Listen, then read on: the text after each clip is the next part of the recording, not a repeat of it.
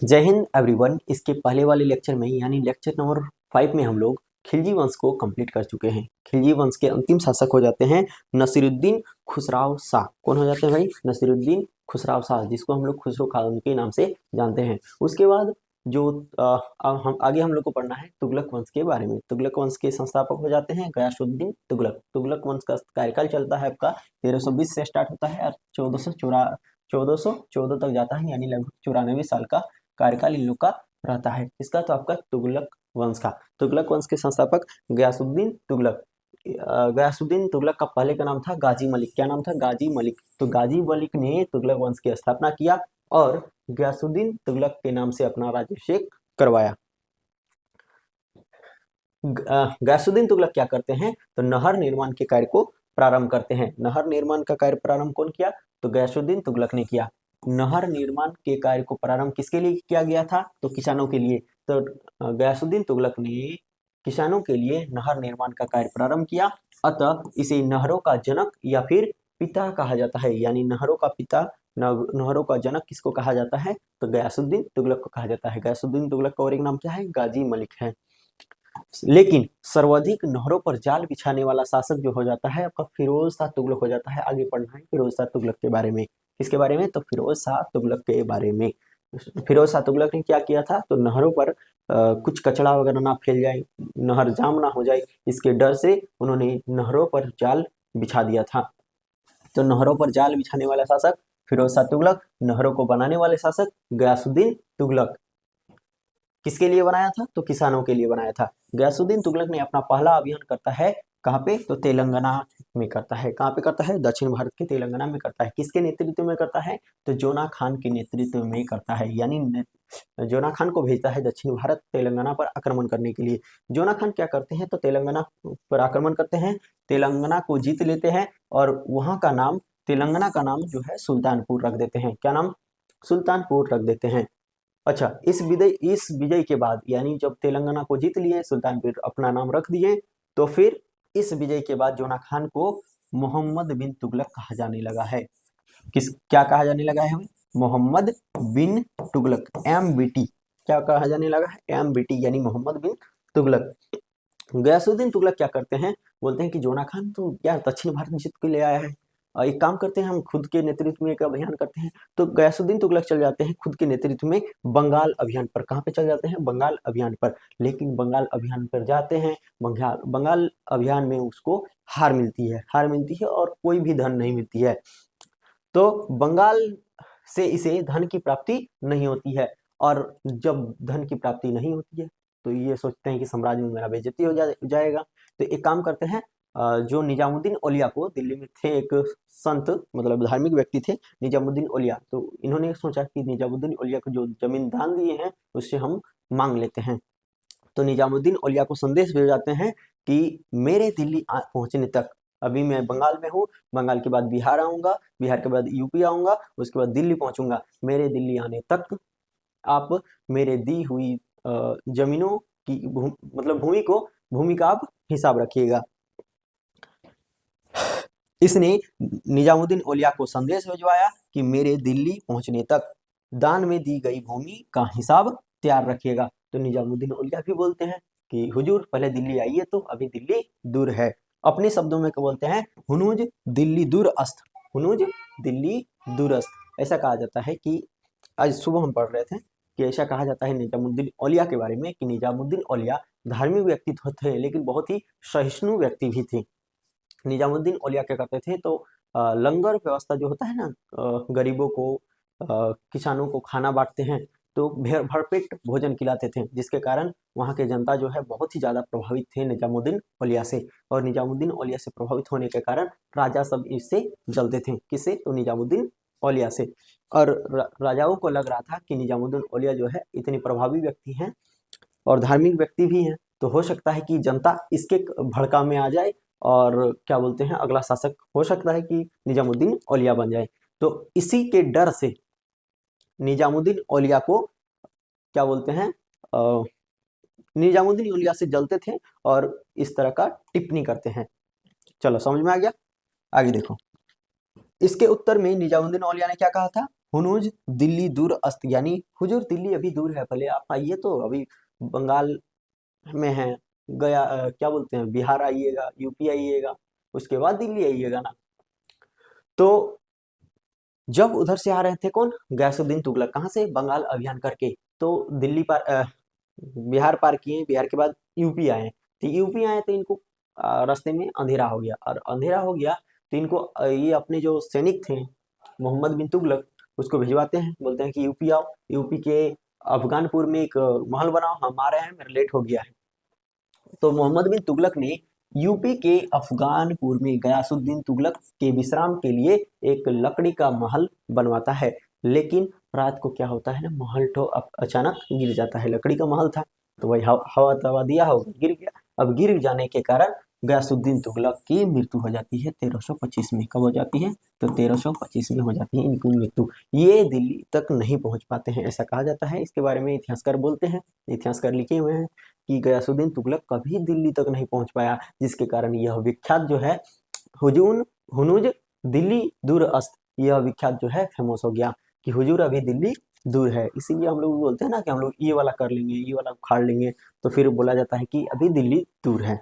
तो वहीं से ये जो डायलॉग है वो फेमस हो गया है। गयासुद्दीन तुगलक गाजी की उपाधि धारण करने वाला पहला सुल्तान था, प्रथम सुल्तान था। गयासुद्दीन तुगलक पर 29 बार मंगोल आक्रमण होता है। दाग और हुलिया पद्धति को कौन लागू किया था भाई, तो दाग और हुलिया पद्धति को, यानी ड्रेस पहनावे की पद्धति को कौन लागू किया था, तो आप लोग बोलोगे कि सर अपने लेक्चर नंबर 5 में पढ़ाया है कि अलाउद्दीन खिलजी ने स्टार्ट किया था। कौन सा प्रथा, तो दाग, घोड़े के दागने के, घोड़े को पहचान के लिए दागा जाता है और दागा जाता था, और हुलिया के लिए ड्रेस बनाया गया था, किसके द्वारा, अलाउद्दीन खिलजी के द्वारा। लेकिन उसको प्रभावशाली ढंग से शुरू की मतलब प्रभावशाली ढंग से लागू किया गया था गयासुद्दीन तुगलक के द्वारा। तो वही चीज लिखा है, दाग और हुलिया प्रथा का प्रणेता अलाउद्दीन खिलजी था तथा उसे प्रभावशाली ढंग से गयासुद्दीन तुगलक ने लागू किया था। डाक प्रणाली को पूर्णतः गयासुद्दीन तुगलक ने जो है व्यवस्थित ढंग से किया था।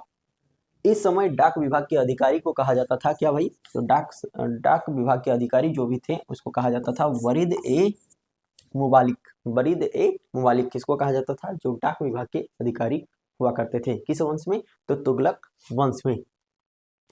कृषि आपदा या अकाल की स्थिति में राजस्व की छूट देने की नीति गयासुद्दीन तुगलक द्वारा अपनाई गई थी। ये एक इनका अच्छा काम था कि जब कोई आपदा आ जाता है या फिर कृषि में उत्पादन में कमी आती है या फिर अकाल पड़ जाती है, तो उस स्थिति में कोई भी राजस्व नहीं लिया जाता था लोगों से, तो राजस्व की छूट देने वाला नीति जो है गयासुद्दीन तुगलक द्वारा अपनाई गई थी। अगला देखो,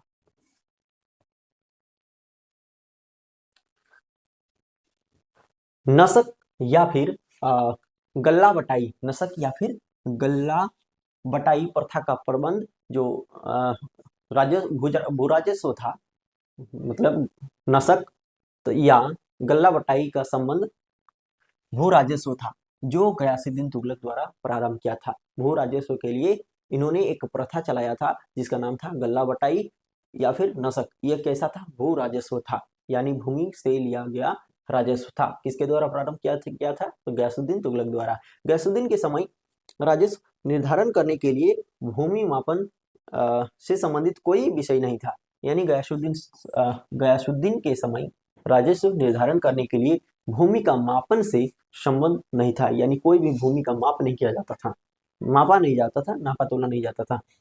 गयासुद्दीन तुगलक ने अलाउद्दीन के समय के लिए अमीरों की भूमि को पूर्णतः लौटा दिया। देखो, अलाउद्दीन खिलजी जब शासन कर रहा था तो अलाउद्दीन खिलजी के समय अमीरों की भूमि को लिया गया था, अमीरों से जो है भूमि था उसको लिया गया था, लेकिन गयासुद्दीन तुगलक ने क्या किया, उसको रिटर्न कर दिया। वही चीज लिखा है, गयासुद्दीन तुगलक ने अलाउद्दीन के समय लिए गए अमीरों की भूमि को पूर्णतः लौटा दिया था।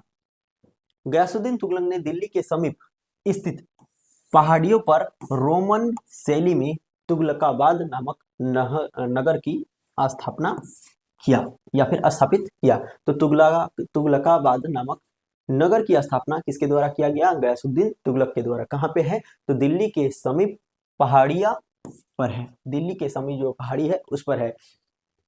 किस शैली में निर्मित है भाई? तो रोमन शैली में निर्मित है। यहाँ तक समझ में आ गया।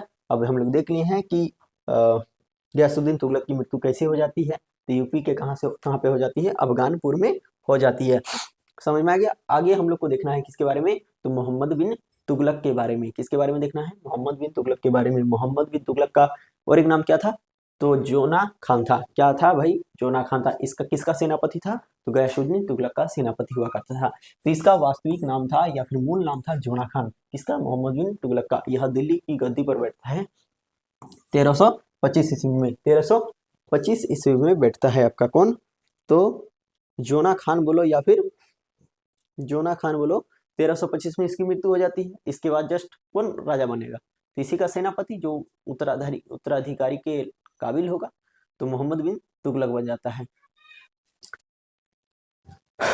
जोना खान 1325 ईस्वी में गद्दी पर बैठता है। यह 23 भाषाओं का अच्छा जानकार था, साथ ही ज्योतिष, खगोल तथा गणित का भी अच्छा विद्वान था। कौन? तो आपका जोना खान या फिर मोहम्मद बिन तुगलक।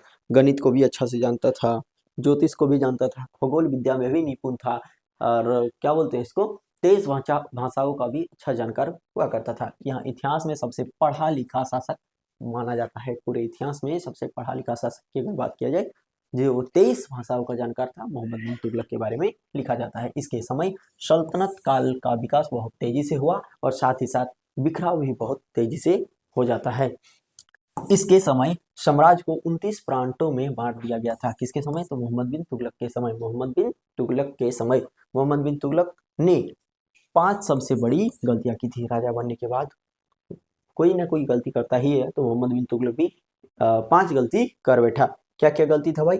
मोस्ट इंपॉर्टेंट पॉइंट, पहला गलती था इनका कि इसने द्वाब पर टैक्स बढ़ा दिया, और वो भी टैक्स तब बढ़ाया जब वहां पे अकाल पड़ रहा था। तो अकाल पड़ जाने की स्थिति पर मोहम्मद बिन तुगलक द्वारा द्वाब पर टैक्स बढ़ा दिया गया था। किसानों ने विद्रोह कर दिया। भाई टैक्स बढ़ाएगा। दोआब होता है दो नदियों के बीच के एरिया जहाँ पे अच्छा फसल हो, और किसानों ने विद्रोह कर दिया, और किसानों के विद्रोह करने जाने के कारण इनको एक अलग सा विभाग बनाया गया जो कृषि से संबंधित था। कौन सा विभाग था? अमीर ए कोही नामक विभाग बनाया गया था। किसके द्वारा? मोहम्मद बिन तुगलक के द्वारा। क्यों? क्योंकि किसानों ने विद्रोह कर दिया था। कृषि विभाग बनाया जो किसानों की मदद के लिए था। चलो, इसने तांबे की सांकेतिक मुद्रा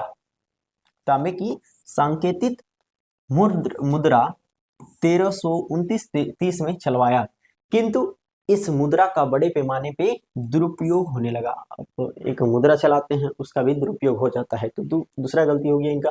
उसके बाद तीसरा है, इन्होंने या फिर इसने मंगोल आक्रमण के डर से दक्षिण भारत में इस्लाम के प्रचार के लिए राजधानी दिल्ली से देवगिरी ले गई। अब दिल्ली से देवगिरी ले गई, दक्षिण भारत, उत्तर भारत पूरा खाली हो गया। दौलताबाद, देवगिरी के दौलताबाद ले गया था। तो कौन? मोहम्मद बिन तुगलक। 1327 ईस्वी में स्थानांतरित कर दिया, और यह भी आपका असफल रहा। इसने खुरासान यानी ईरान पर आक्रमण करने के लिए 3 लाख सैनिकों की फौज रेडी की। उन्होंने अग्रिम वेतन भी दिया। अग्रिम वेतन का मतलब होता है कि क्या बोलते हैं उसको, एडवांस पेमेंट भी दिया। लेकिन अंतिम समय में यह क्या कहते हैं, तो खुरासान से जो है, खुरासान वाले ईरान अभी समझो, ईरान के शासक से संधि कर ली, युद्ध में पूरा खर्चा किए, 3 लाख सैनिकों की फौज बनाए, 3 लाख सैनिकों को खाना खिलाएं, साल भर 2 साल तक एकदम पूरा रेडी किए कि हम लोग को खुरासान में जाके आक्रमण करना है, खुरासान को कब्जे में लेना है, खुरासान का राजा उधम कर रहा है, और लास्ट समय में खुरासान से संधि कर लेते हैं। अब सैनिक भी बौखलाया है कि यार इतना दिन से हम लोग घर उड़ नहीं गए हैं, छुट्टी उट्टी नहीं दिया है मोहम्मद बिन तुगलक हुआ, और क्या बोलते हैं, अब लास्ट टाइम में बोल रहा है कि संधि कर लिए हैं।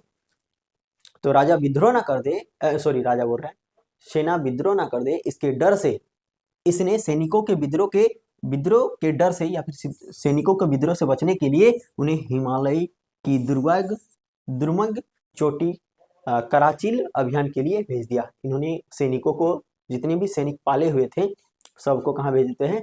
हिमालय की दुर्गम चोटी कराचिल पर भेज देते हैं, कराचिल अभियान के लिए, जहां अधिकांश सैनिक जो है आपसी विवाद में लड़ झगड़ कर मर जाते हैं, कोई ठंड को झेल नहीं पाते हैं उससे मर जाते हैं।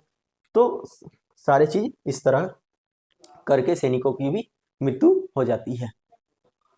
5 गलती देख लिए। अब देखो 1336 ईस्वी में 1336 ईस्वी में हरियर एवं बुक्का नामक 2 व्यक्तियों ने दिल्ली सल्तनत से टूटकर विजयनगर साम्राज्य की स्थापना कर ली। अब हम लोग पढ़ना है विजयनगर साम्राज्य, उसमें हम पढ़ाएंगे कि जब दिल्ली सल्तनत में मोहम्मद बिन तुगलक का शासनकाल चल रहा था, तो 1336 ईस्वी में हरियर एवं बुक्का नामक 2 भाइयों ने दक्षिण भारत आके एक नया वंश चलाया, साम्राज्य चलाया, दिल्ली सल्तनत से टूटकर। कौन सा नगर? तो विजयनगर साम्राज्य के नाम से स्थापित किया था। चलो, उसके बाद हसन गंगू नामक व्यक्ति ने दिल्ली सल्तनत से ही टूटकर एक नया साम्राज्य बनाया जिसका नाम रखा ब्राह्मणी साम्राज्य। कब? तो 1347 ईस्वी में। 1347 ईस्वी में हसन गंगू ने दिल्ली सल्तनत से टूटकर बहमनी साम्राज्य की स्थापना कर दी। तो दिल्ली सल्तनत के समय, मोहम्मद बिन तुगलक के समय, दिल्ली सल्तनत में मोहम्मद बिन तुगलक के समय दो साम्राज्यों का स्थापना किया गया। एक हसन गंगू द्वारा 1347 में, और एक आपका विजयनगर साम्राज्य 1336 में, हरियर एवं बुक्का और हसन गंगू। यहाँ तक समझ में आ गया। 1333 ईस्वी में मोरक्को यानी अफ्रीका का यात्री आया था इब्न बतूता। कौन आया था? Ibn Battuta. इब्न बतूता के बारे में कहा जाता है कि यह कुल 7,000 किलोमीटर की यात्रा करके दिल्ली आया था। 1333 ईस्वी में मोरक्को यानी अफ्रीका का यात्री इब्न बतूता 7,000 किलोमीटर की यात्रा के बाद दिल्ली पहुंचा। इन्होंने एक पुस्तक लिखा रेहला नामक की। तो रेहला नामक पुस्तक के लेखक इब्न बतूता हो जाते हैं। मोहम्मद बिन तुगलक इसकी विद्वता को देखकर खुश हो जाते हैं और उसे दिल्ली का काजी यानी जज नियुक्त कर देते हैं। इब्न बतूता के कहने पर मोहम्मद बिन तुगलक ने डाक विभाग बनवाया। कौन सा विभाग? डाक विभाग बनवाया। इब्न बतूता के नेतृत्व में ही मोहम्मद बिन तुगलक ने एक दूत मंडल चीन भेजा। मोहम्मद बिन तुगलक होली का त्योहार अपने दरबार में मनाया करते थे। ऐसा कहा जाता है इब्न बतूता बोल रहे हैं मोहम्मद बिन तुगलक के बारे में कि ये होली का त्योहार भी मनाते थे। मोहम्मद बिन तुगलक का कहना था कि मेरा राज्य जो है बीमार हो चुका है। मेरा राज क्या हो चुका है ना? बीमार हो चुका है। यह कथन किसका है? मोहम्मद बिन तुगलक का है। बीमार के लिए इन्होंने शब्द का प्रयोग किया है आपका रुगन शब्द का प्रयोग किया है। मोहम्मद बिन तुगलक की मृत्यु के बाद या फिर मोहम्मद बिन तुगलक के मृत्यु पर बदायूं कहते हैं। बदायूनी एक लेखक है जो कहते हैं कि जनता को अपने राजा से और राजा को अपनी जनता से छुटकारा मिला। इसे रक्त पिपासु या फिर पागल बादशाह भी कहा जाता है। किसको? मोहम्मद बिन तुगलक को। मोहम्मद बिन तुगलक बोल सकते हैं कि क्या बोलते सकते हैं उसको? क्या बोलते हैं? जो आता है काम ही बिगाड़ता है, ऐसा शासक क्या बोलते हैं उसको? क्या बोलते हैं उसको? कमेंट में बताइए आप लोग को अगर पता रहेगा तो। क्या बोलते हैं जो टुटका फुट गया? अरे क्या नाम है इसका? याद नहीं आ रहा है। पनौती शासक भी बोला जाता है इसके बारे में, मोहम्मद बिन तुगलक के बारे में। अगला शासक बनता है आपका फिरोज शाह तुगलक। फिरोज शाह तुगलक कौन था भाई? तो वही जोना खान या फिर मोहम्मद बिन तुगलक का चचेरा भाई हुआ करता था। कौन? तो आपका फिरोज शाह तुगलक। तो अगला शासक बन जाता है फिरोज शाह तुगलक। जैसे ही मोहम्मद बिन तुगलक का मृत्यु होता है, अगला शासक बन जाता है कौन? तो फिरोज शाह तुगलक बन जाता है। तो अभी देखते हैं हम लोग फिरोज शाह तुगलक के बारे में। यह जोना खान का चचेरा भाई था। इसकी माता सोनार थी। अब सोनार थी तो हो सकता है कि इनको लोग बोलेंगे कि यह तो एक हिंदू शासक है, तो कुछ भेदभाव हो सकता है। अतः इस पर हिंदू ना होने का आरोप लगे, हिंदू होने का आरोप ना लगे, इसलिए इसने ब्राह्मणों पर जजिया कर लगा दिया। जजिया कर के बारे में बता चुके हैं पहले ही।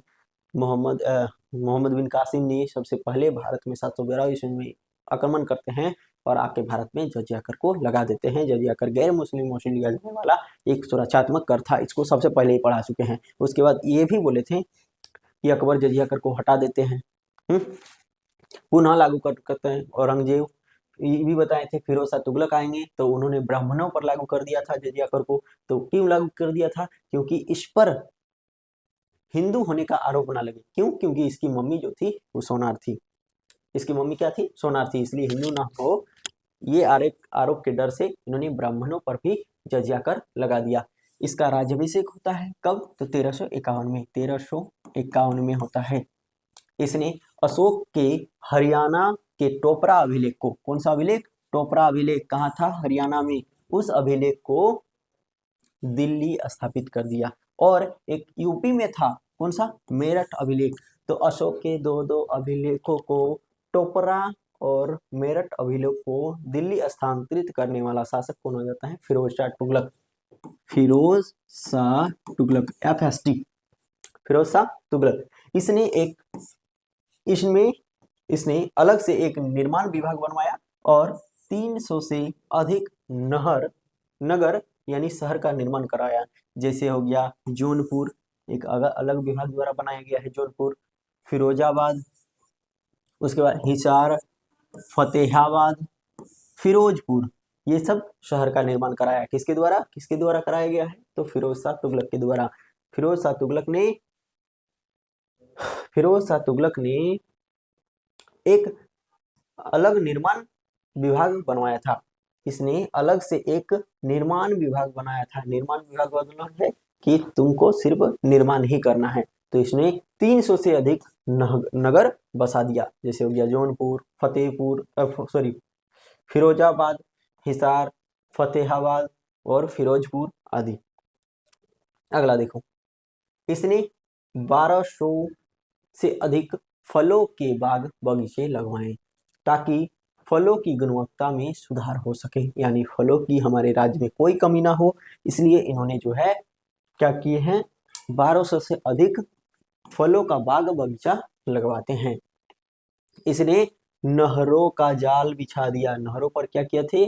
तो जाल बिछा दिया था। बताए थे कि नहरों को बनाने वाला शासक हो जाता है आपका कौन? देखो यहाँ पे नहरों को बनाने वाला शासक हो जाता है कौन? तो नहरों को शासक बनाने वाला, नहरों का निर्माण करने वाला शासक हो जाता है कौन भाई? तो गयासुद्दीन तुगलक। लेकिन फिरोज शाह तुगलक ने नहरों पर क्या लगा दिया था? जाल लगा दिया था। यहीं पे पढ़ाए थे ना, देखो देखो यहाँ पे देखो। हालांकि सर्वाधिक नहरों का जाल बिछाने वाला शासक हो जाता है फिरोज शाह तुगलक। कौन हो जाता है? फिरोज शाह तुगलक। आगे देखो, फिरोज शाह तुगलक पढ़ रहे हैं ना। इसने नहरों का जाल बिछा दिया, नहरों पर जाल बिछा दिया, का लिख दिया है, मेरा टाइपराइटर का मिस्टेक है, टाइपराइटर में खुद हूँ। वाह। चलो, इसी के समय सर्वाधिक सिंचाई कर लेना प्रारंभ कर दिया। इसी के समय सर्वाधिक सिंचाई कर यानी टैक्स लेना प्रारंभ कर दिया था। जो किसान सरकारी नहर से खेती करता था उसे हक ए सर्व यानी सर्व नामक टैक्स देना होता था। जो नहर बनाया गया था गयासुद्दीन तुगलक के द्वारा, उस पर इन्होंने क्या किया? जाल बिछा दिया और बोला कि जो भी किसान जो है सरकारी नहर से जो खेती करेगा उसे एक टैक्स देना पड़ेगा जिसका नाम है हक ए सर्व नामक टैक्स देना पड़ेगा। जो कुछ उपज का 10% होगा, कुल उपज का, यहाँ पे कुछ नहीं, कुल उपज का 10% है। यानी अगर 10 बीघा में करेगा तो 10 बीघा में मान के चलो 100% आपका फसल हुआ, तो इसमें आपको 10% राज्य को देना होगा। फिरोज शाह तुगलक के दरबार में सर्वाधिक दास रहते थे। लगभग 1,80,000 दासों की संख्या थी। इसने दास की देखभाल के लिए एक अलग विभाग, भाई 1,80,000 तुम दास रखेगा तो उसके लिए एक अलग विभाग बनाना पड़ेगा। तो अलग विभाग इन्होंने बनाया था दीवान ए बदगान बंदगान।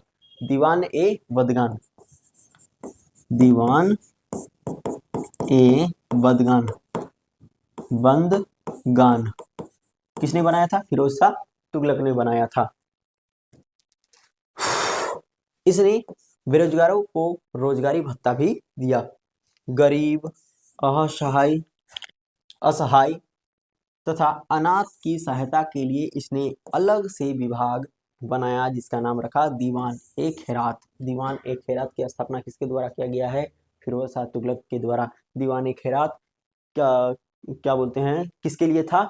तो गरीब, असहाय, अनाथ की सहायता के लिए था। इसने दर उल शफा नामक एक मुफ्त अस्पताल बनाया। एक अस्पताल बनाते हैं फिरोज शाह तुगलक, जिसका नाम रहता है दर उल शफा। कौन सा नाम, क्या नाम रहता है? तो दर उल शफा। इसने सरकारी खर्च पर हज यात्रा करवाया सबको। बोला कि हज यात्रा के लिए जाओ, सरकार खर्चा उठाएगी। मोदी सरकार बोल दे कि आप लोग भी कहीं कहीं घूम के आओ, सरकारी खर्च से पैसा दिया जाएगा, हम तो तुरंत चल जाएंगे, लोग भी चल जाना। ऐसा करेंगे नहीं मोदी जी। विभिन्न धर्मों में आपसी समन्वय के लिए इसने एक अनुवाद विभाग बनवाता है। कौन सा विभाग? अनुवाद विभाग बनवाता है। कौन? फिरोज शाह तुगलक।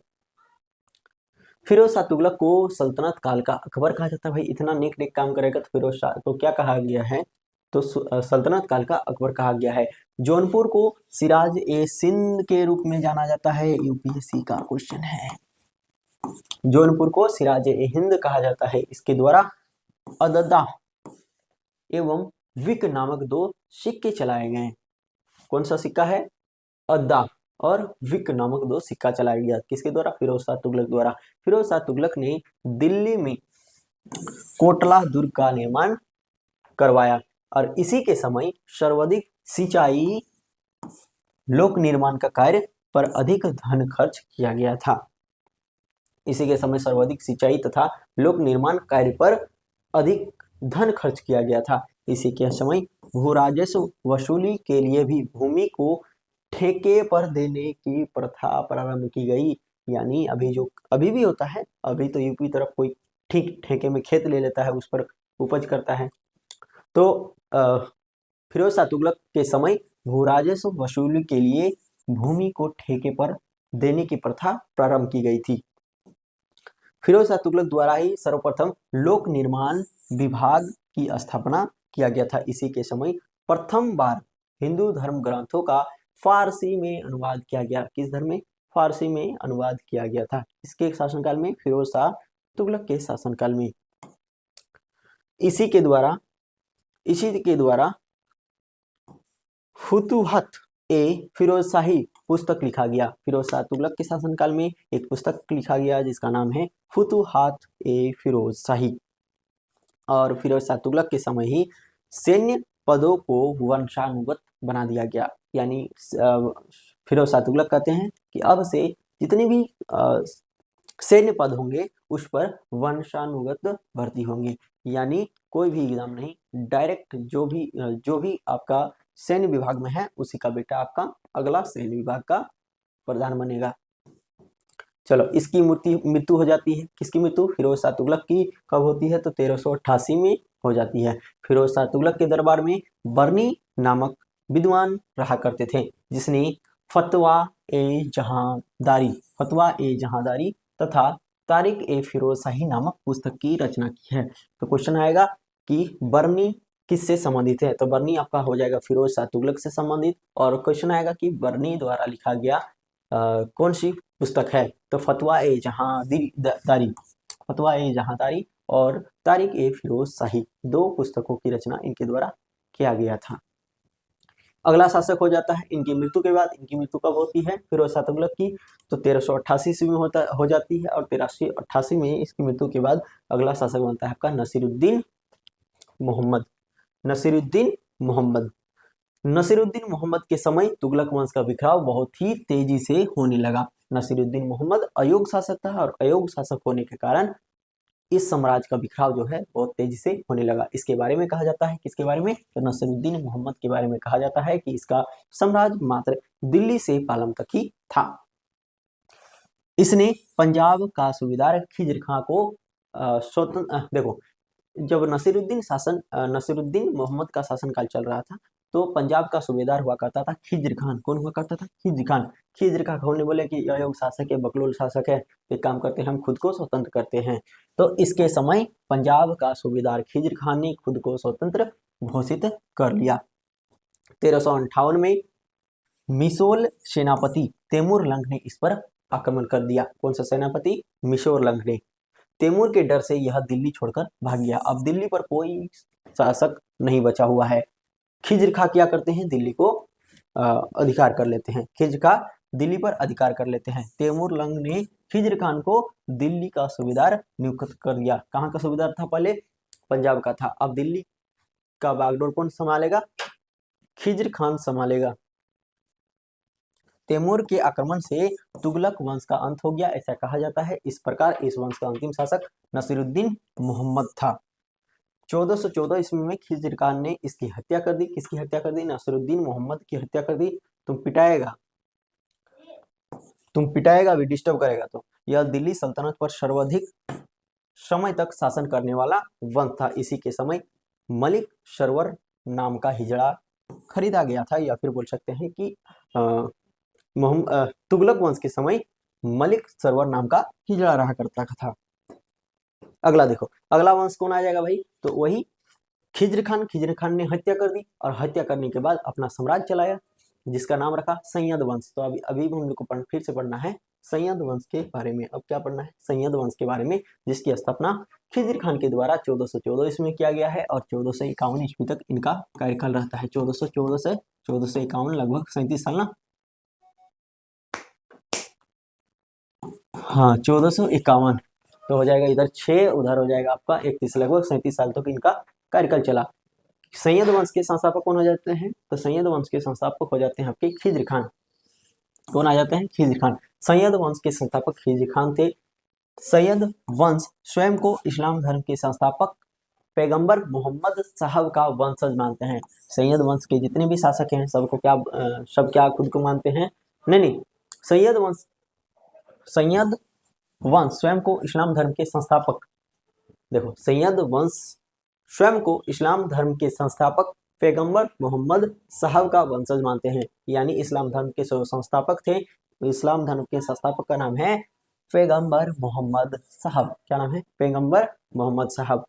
तो सैयद वंश के जो सैयद वंश वाले हैं, ये खुद को पैगंबर मोहम्मद साहब के वंशज मानते थे। यह सल्तनत काल में शासन करने वाला एकमात्र शिया वंश था। सल्तनत काल में शासन करने वाला शिया वंश कौन था? सबका सैयद वंश। 1358 ईस्वी में तैमूर ने भारत के आक्रमण पर खिज्र खान ने उसकी सहायता की थी। ऐसा कहा जाता है कि जब तैमूर लंग आक्रमण करता था तो खिज्र खान आक्रमण में साथ दिया करते थे, जिसके कारण, इस सहायता के कारण तैमूर लंग ने भारत से लौटते समय उसे दिल्ली का सुल्तान बना दिया। मुल्तान मुल्तान, लाहौर और बिलासपुर का सूबेदार भी नियुक्त कर दिया था। 1414 ईस्वी में खिज्र खान दिल्ली की गद्दी पर बैठता है। कब? तो 1414 ईस्वी में।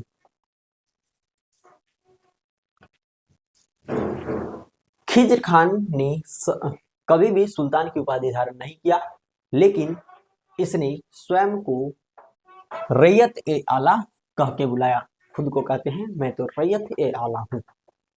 खिज्र खान ने अपने आप को तैमूर लंग का पुत्र शाहरुख का प्रतिनिधि बताया। बोला कि हम लोग और तैमूर दोनों एक ही हैं। हम लोग जो है तैमूर लंग का पुत्र जो है कौन? तो शाहरुख। शाहरुख नहीं, शाहरुख। तो शाहरुख का हम प्रतिनिधि हैं। खिज्र खान की मृत्यु हो जाती है 1421 ईस्वी में। इस वंश का शासक मुबारक शाह ने दिल्ली सुल्तान की उपाधि धारण की। जैसे ही खिज्र खान की मृत्यु होती है, अगला शासक बनता है कौन? तो अगला शासक बनता है मुबारक शाह। कौन बनता है? मुबारक हो से मुबारक शाह। मुबारक शाह बनता है अगला शासक, और मुबारक शाह अगला शासक बनते ही सुल्तान की उपाधि धारण कर लेता है। मुबारक शाह ने खुतबा पढ़वाया और अपने नाम का सिक्का चलवाया। साथ ही खुतबे से तैमूर वंश और सिक्कों से तुगलक वंश के शासकों का नाम हटवा दिया। इसने सिक्के पर अपना नाम मुइजुद्दीन मुबारक खुदवाया। मुबारक शाह ने 1433 ईस्वी में यमुना नदी के किनारे मुबारकाबाद नामक शहर की स्थापना की। तो मुबारकाबाद नामक शहर की स्थापना किसके द्वारा किया गया है? तो मुबारकाबाद नामक शहर की स्थापना जो है किसके द्वारा किया गया है?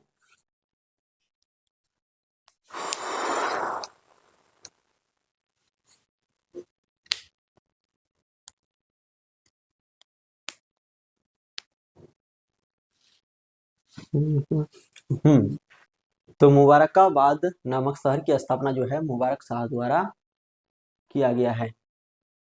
तारिक-ए-मुबारक शाही पुस्तक के लेखक हो जाते हैं याहिन। कौन आ जाते हैं? याहियाविन अहमद, जो मुबारक शाह के शासनकाल में किया गया था, जिससे इस वंश की जानकारी भी मिलती है, सैयद वंश की जानकारी। बठिंडा तथा दोआब के विद्रोह में मुबारक शाह के समय में हुआ था। बठिंडा में विद्रोह हुआ था और कहाँ पे विद्रोह हुआ था? तो दोआब पे विद्रोह हुआ था। किसके समय में? मुबारक शाह के समय में हुआ था। इस वंश का अंतिम शासक हो जाता है अलाउद्दीन आलम शाह। कौन हो जाता है भाई? अलाउद्दीन आलम शाह, यानी सैयद वंश का अंतिम शासक हो जाता है अलाउद्दीन आलम शाह। अलाउद्दीन आलम शाह इस वंश का सर्वाधिक समय तक शासन करने वाला शासक था। 1451 ईस्वी में बहलोल लोदी ने इसकी हत्या कर दी और एक नए वंश का आगमन किया, जिसका नाम रखा लोदी वंश। तो लोदी वंश के संस्थापक कौन हो जाएंगे? तब का बहलोल लोदी हो जाएंगे। बकलोल लोदी नहीं, बकलोल रहता तो नहीं मार पाता, बहलोल लोदी हो जाएंगे। अगला पढ़ना है हम लोग को लोदी वंश। तो लोदी वंश के संस्थापक कौन हो जाएंगे? लोदी वंश के संस्थापक हो जाएंगे आपका बहलोल लोदी। बहलोल लोदी के बारे में कहा जाता है कि भारत का पहला शुद्ध अफगान व्यक्ति था और इन्होंने शुद्ध अफगान वंश की स्थापना की, लोदी वंश। लोदी वंश का कार्यकाल 1451 से लेकर 1526 तक, 1451 से लेकर 1526 तक। 1526 में आता है आपका बाबर, पानीपत का युद्ध लड़ता है, हरा देता है लोदी वंश को। अभी देखो चलो, यह भारत का पहला शुद्ध अफगान वंश था। इस वंश के संस्थापक बहलोल लोदी थे। कौन थे? बहलोल लोदी थे। यह अपने दरबारियों के सम्मान में खड़ा रहता था और उनके बैठने के बाद बैठता था। अच्छा शासक था, ईमानदार शासक था। ये क्या करते थे? जब दरबार में आते थे तो उसके सम्मान में खड़ा रहता था और उसके बैठने के मतलब अपने प्रजाओं के बैठने के बाद ही बैठता था। कौन? तब का बहलोल लोदी। इसने जौनपुर पर आक्रमण करके उसे जीत लिया। तो जौनपुर को कौन जीता? बहलोल लोदी ने। इसने एक सिक्का चलाया जिसे बहलोली सिक्का कहा गया। किसके द्वारा चलाया गया था? बहलोल लोदी के द्वारा चलाया गया था। बहलोली सिक्का अकबर के काल तक प्रचलन में था। अकबर के काल, जब तक अकबर नहीं आया भारत में, तब तक बहलोली सिक्का का प्रचलन था। बहलोल लोदी अपने सरदारों को मकसद ए अली कहकर पुकारता था। बहलोल लोदी ने ग्वालियर का शासक कर्ण राय को 1487 ईस्वी में पराजित कर दिया। यह उसका अंतिम अभियान था बहलोल लोदी का। चलो, अगला शासक बनता है सिकंदर लोदी। कौन बनता है भाई? सिकंदर लोदी बनता है अगला शासक। कौन बनता है? सिकंदर लोदी। यह वंश का सबसे योग्य शासक माना जाता है। कौन? तो लोदी वंश का सबसे योग्य शासक सिकंदर लोदी हो जाता है। सिकंदर लोदी हो जाता है। सिकंदर लोदी 504 ईस्वी में आगरा शहर की स्थापना करते हैं। तो आगरा शहर की स्थापना का श्रेय किसको दिया जाता है? तो सिकंदर लोदी को दिया जाता है। कब किए हैं? तो 504 ईस्वी में। यानी आगरा शहर का बना हुआ कितना साल हुआ है? 500, इधर 500, 2000 हो जाएगा।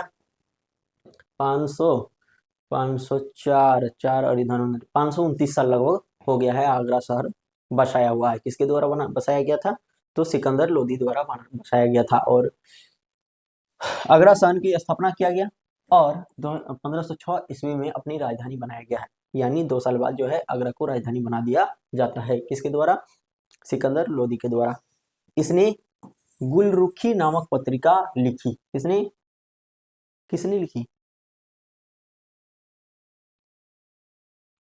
तो लिखा गया है आपका सिकंदर लोदी के द्वारा।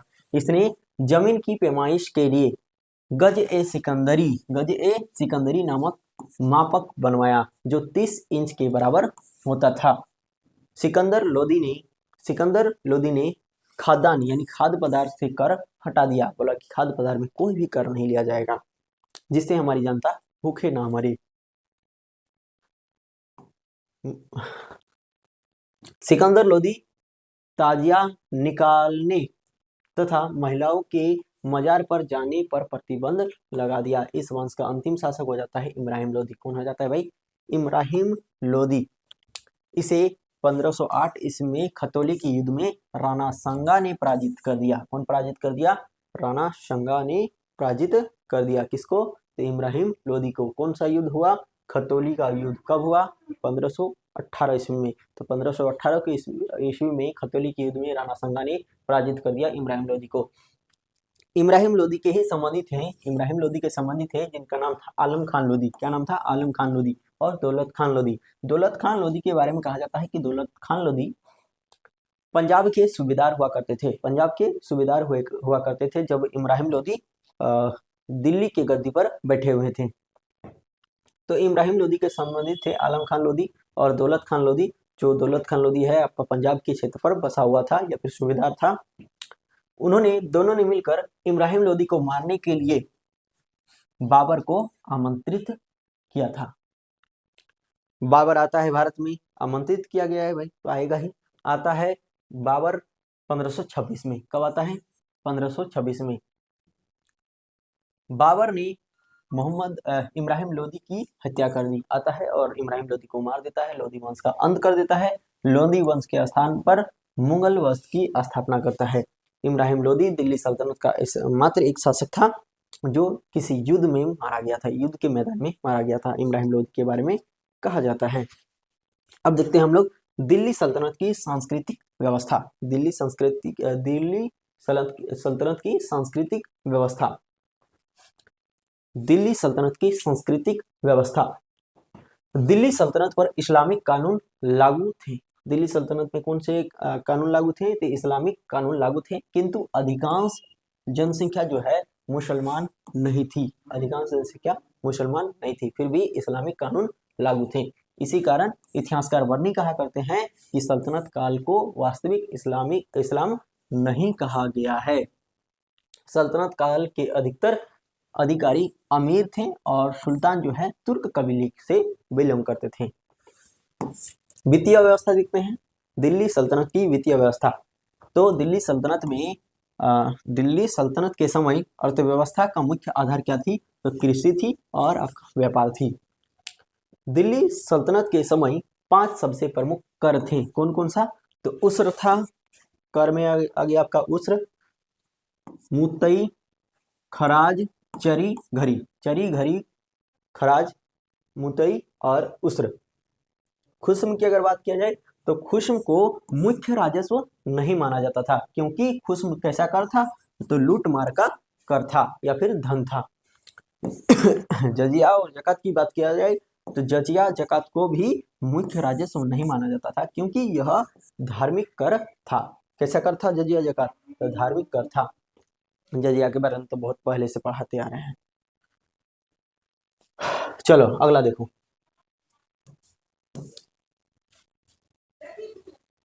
कर वसूलने वाला सबसे छोटा जो ग्रामिक होता था उसका नाम था क्या? तो उसका नाम था या फिर उस अधिकारी का नाम था चौधरी। क्या नाम था? चौधरी। यानी टैक्स वसूलने वाला सबसे छोटा ग्रामिक अधिकारी चौधरी होता था, जबकि सबसे बड़ा अधिकारी की बात करें तो इक्तादार। सबसे बड़ा अधिकारी इक्तादार, सबसे छोटा अधिकारी चौधरी। जब इक्तादार निश्चित टैक्स से भी अधिक टैक्स वसूल लेता था तो इस अतिरिक्त आय को फवाजिल कहा जाता था।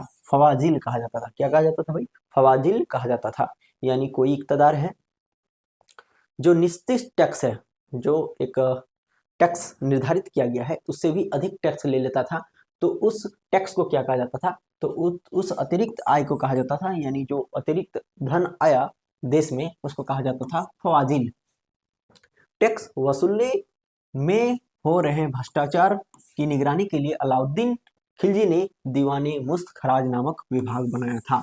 दिल्ली सल्तनत में एक बताए थे कि दीवाने मुस्त खराज नामक विभाग बनाया गया था अलाउद्दीन खिलजी के द्वारा।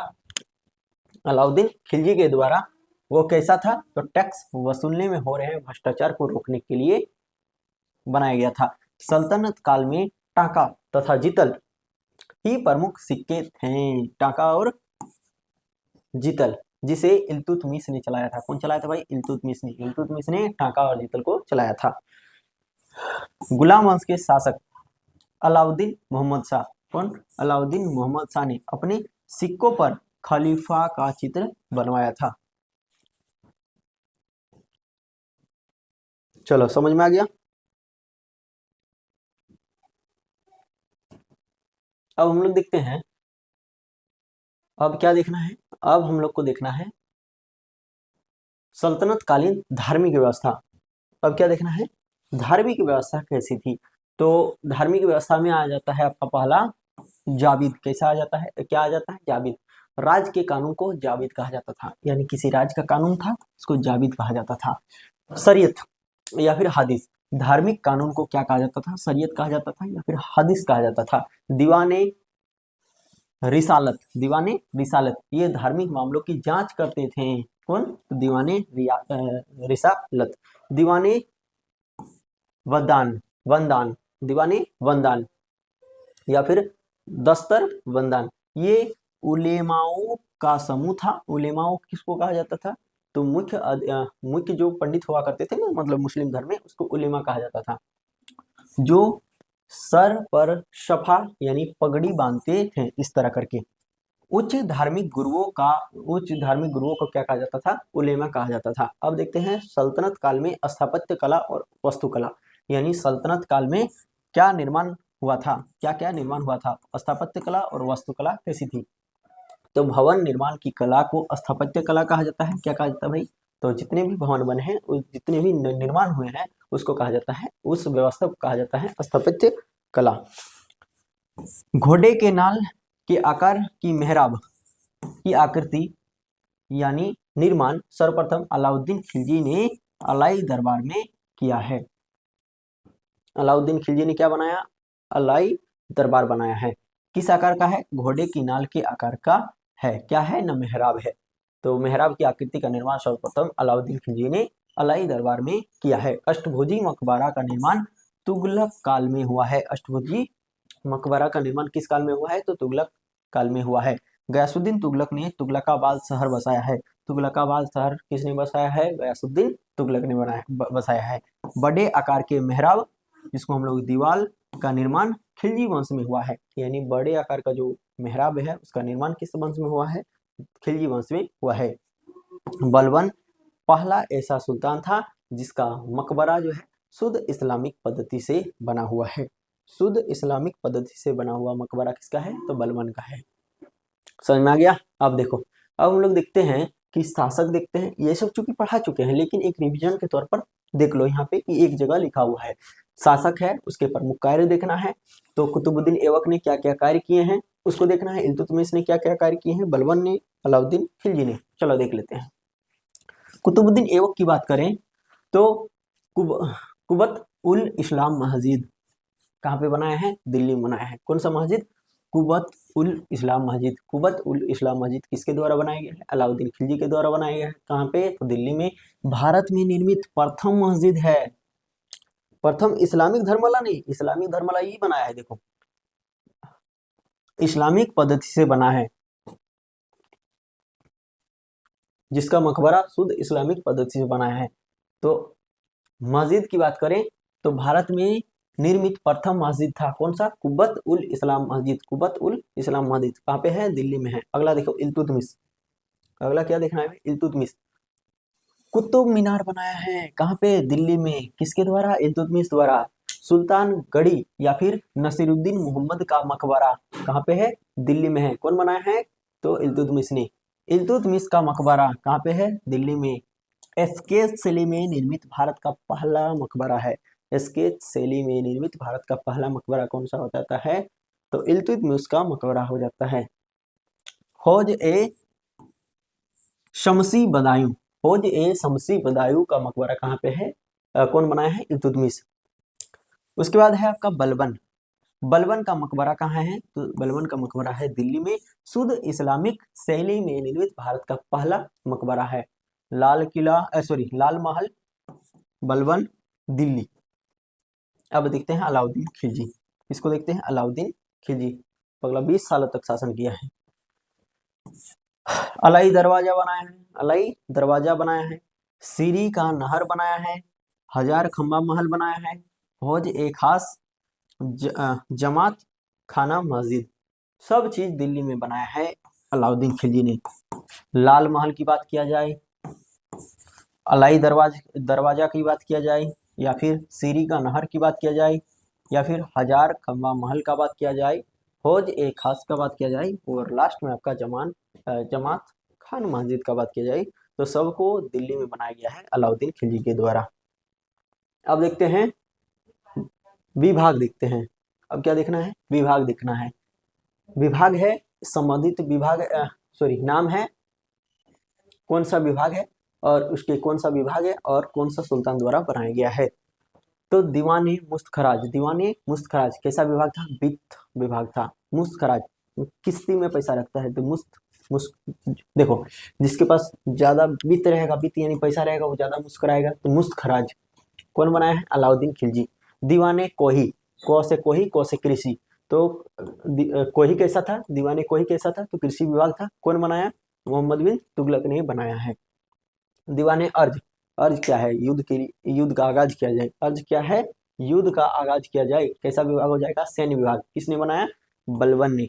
दीवान ए बदगान, दीवान ए बदगान दास विभाग था। देखो यहाँ देखो यहाँ पे द है, यहाँ पे द है, यानी दीवाने बगदान दास विभाग था। कौन बनाया? फिरोज शाह तुगलक ने बनाया। दीवाने खैरात, कोई अगर यदि दान नहीं दिया तो खैरात नहीं है, यानी पक्ष नहीं है, पक्ष नहीं है, तो दीवाने खैरात कैसा विभाग था? दान विभाग था। कौन बनाया? फिरोज शाह तुगलक ने। दीवाने इस्तेहाक, इस्तेहाक पेंशन विभाग था। इस्तेहाक कैसा विभाग था? पेंशन विभाग था, फिरोज शाह तुगलक ने। इस तरह करके भी याद रख सकते हैं कि फिरोज शाह तुगलक ने 3 चीज बनाया है, 3 विभाग या फिर 3 विभाग से संबंधित है। कौन सा? दास विभाग, दान विभाग और पेंशन विभाग। दास विभाग, दान विभाग और पेंशन विभाग। पेंशन विभाग को दीवाने इस्तेहाक कहा जाता है, दीवान विभाग को दान विभाग को दीवाने खैरात और दास विभाग को दीवाने बदगान कहा जाता है।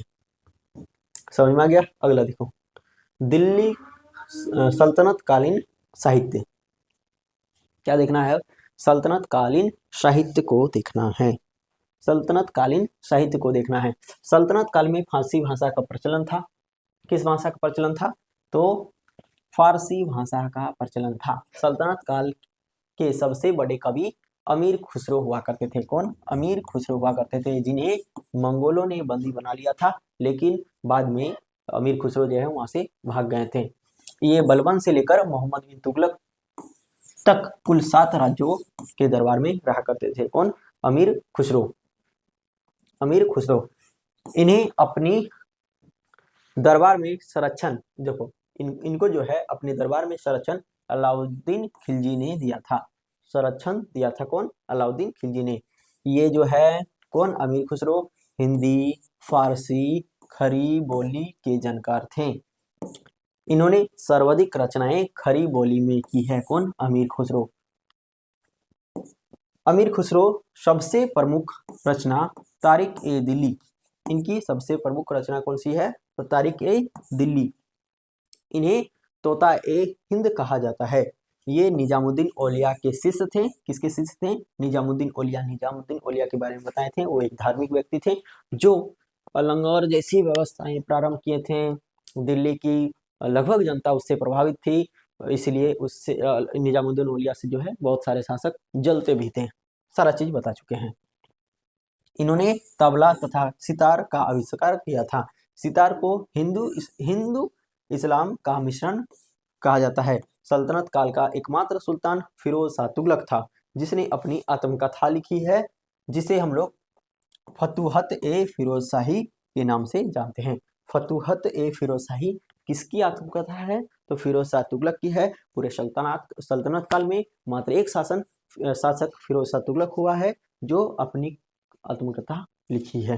नाम क्या है? फतुहत ए फिरोज शाही। चलो, आज हम लोग का खत्म हो गया लोधी वंश के बारे में। अभी हम लोग को इसके आगे पढ़ना है विजयनगर साम्राज्य, बहमनी साम्राज्य, उसके बाद थोड़ा सा धर्म के बारे में देख लेंगे, और फिर देख लेंगे हम लोग, अभी बताए ना इब्राहिम लोधी को मारने वाला शासक बाबर कौन आ जाता है? बाबर। बाबर को बुलाया गया था भारत, और बाबर आया, इब्राहिम लोधी को मारा, पानीपत का युद्ध किया 1526 में। इसके बाद अपना साम्राज्य चलाने लगा मुगल वंश। अभी हम लोग को क्या देखना है? विजयनगर साम्राज्य, बहमनी साम्राज्य, फिर आएगा मुगल वंश। मिलते हैं नेक्स्ट वीडियो में, तब तक के लिए जय हिंद।